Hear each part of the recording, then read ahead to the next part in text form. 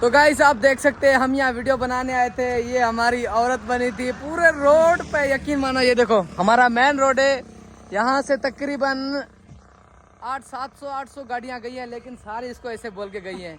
एक कार वाला भाई आकर रुके थे यहाँ पर, उन्होंने थोड़ी बातचीत की, उन्होंने हमारी वीडियो भी देखी हुई थी, वो हमारे फैन निकले। और माशाल्लाह इसको देख सकते हैं, जिंदगी में पहले मरतबा इसको किसी ने चाहा है। ये हमारा कैमरा मैंने खबरू आमिर खोजो। और ये रोस्तम भाई है, ये देख सकते हैं। और वीडियो पूरी हो गई। ये देखे यूं करते जा रहे हैं लोग। अभी मैं आपको दिखाता हूँ एक क्लिप, देखना 1 मिनट। कोई ना कोई अभी गाड़ी गुजरेगी जो यूं हाथ ऊपर करेगा।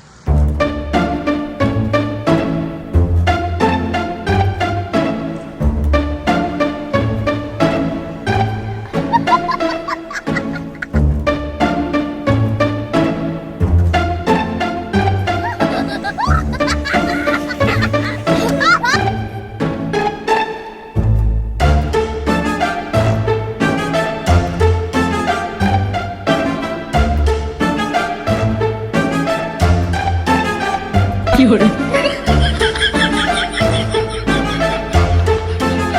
Fiore.